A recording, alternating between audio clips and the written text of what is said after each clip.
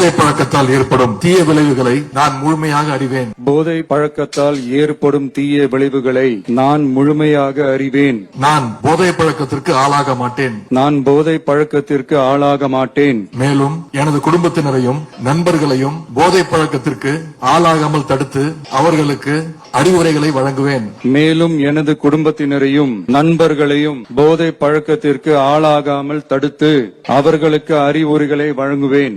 போதை பழக்கத்திற்கு உள்ளானவர்களை மீட்டெடுத்து அவர்களை நல்வழிப்படுத்த எனது பங்களிப்பை முழுமையாக தருவேன்.